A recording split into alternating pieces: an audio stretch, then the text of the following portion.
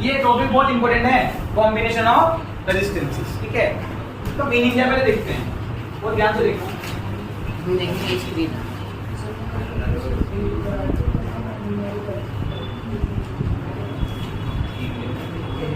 हमारे पास दो रेजिस्टेंस हैं R1 और R2, ठीक है, दोनों 4 ओम के हैं।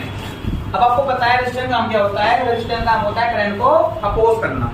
जितना रेजिस्टेंस ज्यादा होगा उतना करंट कम फ्लो करेगा, जितना रेजिस्टेंस कम होगा उतना करंट फ्लो ज्यादा करेगा। बेसिकली रेजिस्टेंस क्या करता है, करंट को अपोज करता है चार्ज पार्टिकल इलेक्ट्रॉन, ठीक है।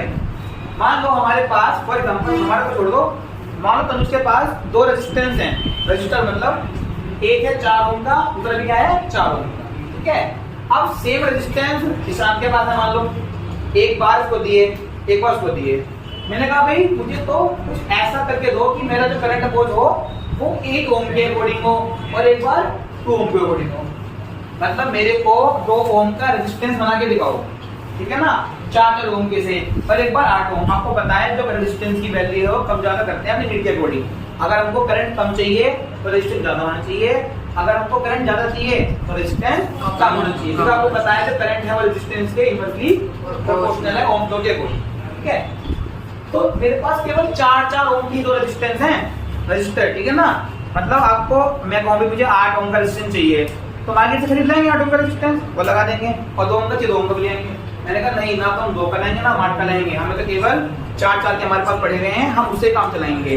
तो इन दो 4 ओम के रेजिस्टेंस को इस तरीके से अरेंज करते हैं, कंबाइन करते हैं, क्या होता है इफेक्ट बढ़ जाता है रेजिस्टेंस का और कम हो जाता है। तो इस बेस पे 2 टाइप के होते हैं कनेक्शन, सीरीज और पैरेलल। अगर हमने इन दोनों रेजिस्टेंस को आगे पीछे लगा दिया मतलब एंड टू एंड, तो क्या होगा 4 + 4 होगी, कितना बन जाएगा 8 ओम। ये होगा हमारा सीरीज कनेक्शन। अगर मैंने चारों तरफ काना लगा दिया पैरेलल में तो कितनी बन जाएगी वैल्यू 2 ओम। इसका मतलब ये अगर हम सीरीज में लगाते हैं रेजिस्टेंस को तो वो ऐड होके नेट रेजिस्टेंस की वैल्यू जो शुरू में होते हैं उससे ज्यादा हो जाती है। अगर हम लगाते हैं पैरेलल में तो वो डिवाइड में बोलना है, डिवाइड हो जाएगा तो वैल्यू क्या होगी वो कम हो जाएगी। अगर लगाते हो सीरीज में तो आपका रेजिस्टेंस बढ़ जाएगा उन रेजिस्टेंस से, और अगर आप लगाते हो पैरेलल में तो वो क्या इफेक्ट देगा, वो डिक्रीजिंग इफेक्ट देगा। तो ये देखना, इसका मतलब ये है कि अपने अकॉर्डिंग गिवन रेजिस्टेंस से करंट की वैल्यू कम ज्यादा करने के लिए उन गिवन रेजिस्टेंस को किस तरीके से अरेंज करा जाए, that is called combination of resistance, ठीक है। 2 होते हैं सीरीज और पैरेलल। तीसरा क्या है, इन दोनों को मतलब कुछ सीरीज में और कुछ पैरेलल में। अगर आपको सीरीज पैरेलल करने आ जाएंगे तो कंबाइन जब कर लोगे उसको, ठीक है। तो सबसे पहले लेते हैं नंबर 1 रेजिस्टेंस इन सीरीज। बहुत ध्यान से देखना, बहुत इंपॉर्टेंट टॉपिक है, ठीक है। तो ले लेते हैं 3 resistance R1, R2 and series और R3, ठीक है। लगा दिया हमने। सेल बोल दो, बैटरी बोल दो, सेल है तो बैटरी लगा लेते हैं। प्लस माइनस कितने वोल्ट की है, 3 वोल्ट की है। इसकी वैल्यू मान लेते हैं R1, इसकी वैल्यू R2, इसकी वैल्यू R3। ये वैल्यू सेम भी हो सकती है और ये वैल्यू अलग भी हो सकती है। हम तो जनरल केस बनाएंगे कि अगर अलग भी हुई तो हमारा फॉर्मूला बन जाएगा। सेम भी आप सब्स्टिट्यूट कर दोगे, ठीक है। तो ये R1 रेजिस्टेंस, ये R2 रेजिस्टेंस और ये R3 रेजिस्टेंस। अब ध्यान रखना जिसका आंसर आएगा R इक्विवेलेंट कोई आएगा, मतलब ऐड हो जाएगा ना, प्रूव करेंगे भी। उससे पहले समझो सीरीज का मतलब क्या है। सीरीज का मतलब होता है एंड टू एंड, या सिंपल भाषा में एक रास्ते पे। फॉर एग्जांपल यहाँ से करंट चला, बताओ करंट यहाँ चलेगा, यहाँ चलेगा, पॉजिटिव चलेगा, कहाँ पहुंचेगा नेगेटिव में। अब अपने आप को करंट मान लो, क्या मान लो अपने आप को करंट, तुम करंट हो और तुम कहाँ शुरू कर रहे हो, यहाँ से तुम जा रहे हो रास्ते पे। कौन मिला, R1 मिला, कौन मिला, अब कौन मिला, अब कौन मिला, कुछ नहीं मिला, नेगेटिव पहुंच गए और आपको साइकिल पूरी हुई। इसका मतलब ये है जब आप चल रहे हो तो आपने रास्ता कितनी बार चेंज करा, एक बार भी निकाला रास्ता चेंज का हुआ है। रास्ता मतलब हम यहाँ पहुंचे, किराया आया, एक इधर एक इधर एक इधर, क्या होगा 3 वे बन गया। राइट जाऊं, लेफ्ट जाऊं या सेंटर जाऊं, स्ट्रेट ना, कितने रास्ते हैं, एक ही है। अब एक रास्ते हैं, एक ही रास्ते पे 3 लगा रखे स्पीड ब्रेकर।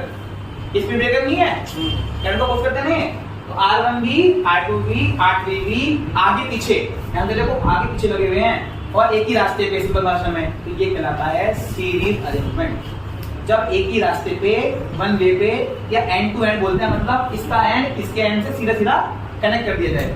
इसका ये देखो दो एंड होते हैं ना, एक ये एक ये एक ये एक ये, तो इस वाले का एंड इस वाले एंड से कनेक्ट कर दिया, इस एंड को इस एंड से कनेक्ट कर दिया, इसको बोलते हैं सीरीज कनेक्शन। ठीक है, अब इसमें होगा क्या, इसका बेनिफिट क्या है? सीरीज में क्या होता है, करंट की वैल्यू सेम रहती है तीनों रेजिस्टेंस में। करंट क्या रहेगा, सेम। कैसे, ध्यान से देखना, करंट का मीनिंग क्या है, चार्ज। इसका मतलब अगर कहीं पर चार्ज सेम फ्लो कर रहा है सेम टाइम में, तो करंट क्या होगा, सेम या अलग, सेम होगा। चलो एक काम करते हैं, इलेक्ट्रॉन ले लेते हैं, कितने ले लें, 100 ले लेते हैं, वैसे तो मिलियंस बिलियंस में होते हैं। इलेक्ट्रॉन यहाँ से यहाँ जाएंगे, फिर यहाँ से यहाँ जाएंगे, बिल्कुल ठीक, रिपल्शन से नेगेटिव से पॉजिटिव। मान लो यहाँ पे 100 इलेक्ट्रॉन्स हैं, चल दिए, ऐसे गुजरे, R2 से गुजरे, R1 से, और कहाँ पहुंच गए, पॉजिटिव एंड पे। फिर आपको पता है ना, रिएक्शंस होंगी, एनर्जी मिलेगी, दोबारा यहाँ पर जम करके पहुंच जाएगा। अभी बताओ, जो इसके थ्रू इलेक्ट्रॉन्स हैं, टाइम सेम रहने वाला है, इसके थ्रू कितने इलेक्ट्रॉन्स में हैं, 100 के थ्रू, इसके थ्रू, इसका मतलब जो तीनों में 100 इलेक्ट्रॉन्स गए हैं, तो इनको ये कर लेना, अरे क्यों बन गया ना, P क्वेश्चन क्या होता है, N, और तीनों का टाइम भी सेम होगा।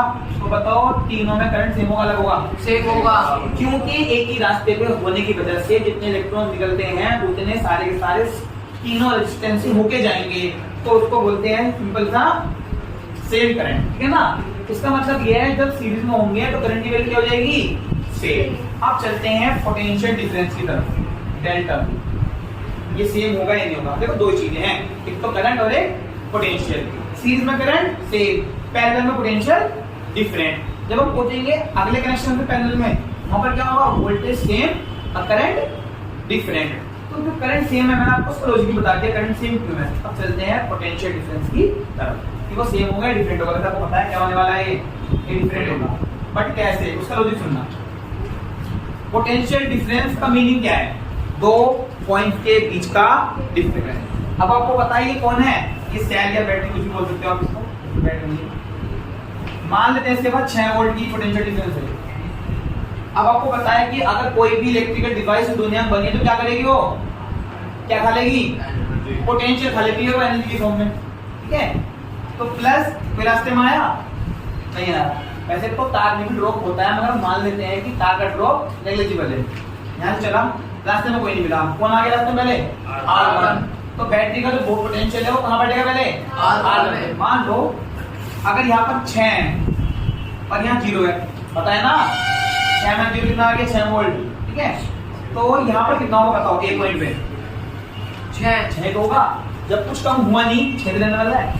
यहाँ से पहुंचो 0, A B C D, ये कितना होगा 0। इसका मतलब जो नुकसान हो रहा है 6 0 में, कहाँ हो रहा है वो, इन तीनों के अक्रॉस, इन तीनों पर। ठीक है, अब जब तुम यहाँ से यहाँ पहुंचे, ये B पॉइंट और ये C पॉइंट।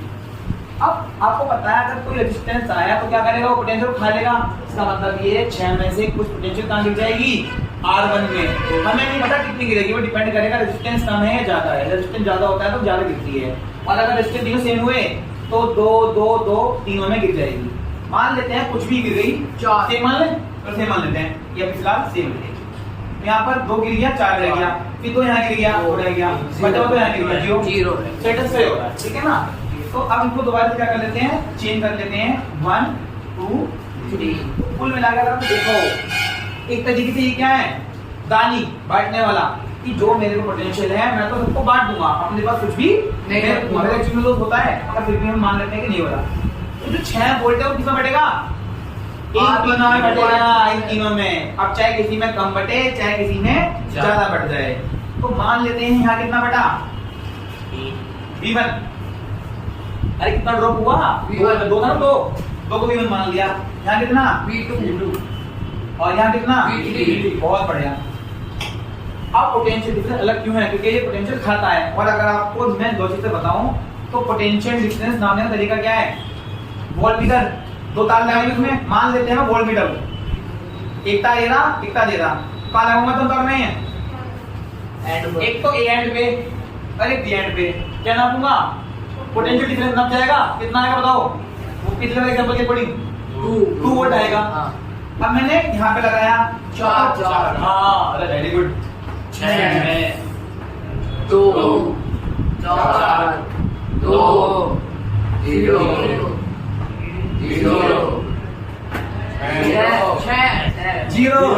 यहाँ भी 6 डिफरेंस कितना? 0। समझ में आ गया ना? तो इसलिए क्योंकि पोटेंशियल डिफरेंस इन्हीं दो पॉइंट के बीच का पोटेंशियल होता है, इसलिए प्लस सीरीज में पोटेंशियल डिफरेंस क्या होता है? डिफरेंटली बोलेंगे डिवाइड हो जाता है, ठीक है ना? तो डिफरेंट लिख दोगे डिस्ट्रीब्यूटेड। तो सीरीज में करंट सेम, समझ में आ गया क्योंकि पास सेम थी, और पोटेंशियल डिफरेंस डिस्ट्रीब्यूट हो जाएगा क्योंकि क्या है? ये रेजिस्टेंस किसी बीच में है? ए और बी के बीच में, और ये बी और सी, और ये सी और डी। अगर हम बात करें तीनों के बीच में ए और डी के, अब हमें प्रूव करना है ये कैसा आएगा, ठीक है? तो आपको ओम्स लॉ आता है? Yes sir. पता हो मेरे कौन सा ओम्स लॉ है, बहुत ध्यान से देखना। और ये मोर देन 1 करेक्ट वाला क्वेश्चन है।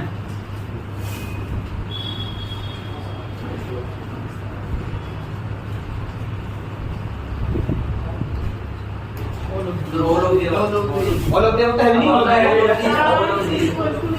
ओम्स लॉ आ नीचे लिया है, इस बार क्या है? आई नीचे आ गया, आया ना? तो डिपेंड करेगा हमें क्या यूज करना है, पहले वाला दूसरा तीसरा कुल मिला के क्या लगाना है, आपको ओम्स लॉ लगाना है क्योंकि आपको ओम्स लॉ वैलिड होगा, ठीक है? अब जो ओम्स लॉ है हम क्या लगाएंगे यहाँ पे? 4 बार लगाएंगे ओम्स लॉ। एक बार लगाएंगे ओम्स लॉ पूरे सर्किट में, एक बार R1 पे, एक बार R2 पे और एक बार R3 पे। अब बहुत ध्यान से applying ohms law across R1 लगा लेते हैं। अब बहुत ध्यान से सुनना, अगर तुम्हें ओम्स लॉ लगाना है, जहां पर ओम्स लॉ लगा रहे हो उसी का पोटेंशियल डिफरेंस, उसी का करंट और उसी का रेजिस्टेंस, यार ओम्स लॉ क्या कहता है? It gives the relationship between the current end voltage with the resistance of that wire. अगर आपको कहीं को ओम्स लॉ लगाना है, मान लो मैं एक रेजिस्टेंस हूं और तुम भी रेजिस्टेंस हो, मैंने कहा ओम्स लॉ लगाओ, तुमने क्या करा? वोल्टेज मेरी ले ली, करंट ले लिया, तो काम करेगा? तो फिर अगर मेरे पे लगा रहे हो ओम्स लॉ तो मेरी वोल्टेज मान लो ये ना रेजिस्टेंस में, तो मेरा पोटेंशियल डिफरेंस, मेरा रेजिस्टेंस और मेरा ही करंट, ठीक है ना? इसका मतलब है अगर तुम्हें R1 पे लगाना है तो R1 के अक्रॉस वोल्टेज कितनी है? 2। करंट कितना है? तीनों में सेम है, मार्क कर देते हैं I। इधर भी I चला, यहाँ पे भी I है, यहाँ पर भी I है और यहाँ से निकला भी I। तो यहाँ का वोल्टेज कितना है? V1। करंट कितना है? I। रेजिस्टेंस कितना है? दो झिलक दिया ओम्स लॉ, इसका पोटेंशियल, इसका करंट, इसका रेजिस्टेंस। इक्वेशन नंबर 1 फर्स्ट मान लो। अब ऐसे लगाओ R2 पे, अब लिखते हैं शॉर्ट में अक्रॉस R2। इसकी कितनी वोल्टेज है? V2। करंट कितना है? समझते हैं भाई, R10। Equation number 2।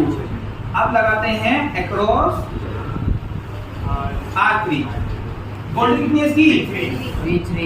करंट कितना है? 10। Resistance R3। Equation number. तो V1 = IR1, V2 = IR2, V3 = IR3। अब लगाते हैं पूरे सर्किट। देखो होता क्या है, जो हम सीरीज में लगाते हैं, पहले लगाते हैं, फिर लगाते हैं, शुरू में बताया था कंबाइंड इफेक्ट निकालने के लिए। मान लो फॉर एग्जांपल एक बच्चा ने क्या करा? R1 R2 R3 में लगा दिया सीरीज में, और जो उसके अंदर जो नेट रेजिस्टेंस बना कितना बना? वो 10 ओम। एक बच्चा है, काम करते हैं यार, कितनी मेहनत कर रहे हैं, काम करो 10 ओम का खरीद लाते हैं और उससे काम करते हैं सर्किट के अंदर। तो जितना करंट इन तीनों को सीरीज पे लगाने में आएगा उतना ही करंट उस अकेले में आएगा। इसका मतलब ये है अगर आप सीरीज में लगाते हो तो वो इफेक्ट उसका ऐड हो जाता है। तो अगर हम बात करें, कोई बात नहीं, सही हो गया ना? सही है, हो गया ना? कोई बात। इसका मतलब ये है अगर हम कहें कि इसका एक सिंप्लीफाइड सर्किट बनाओ,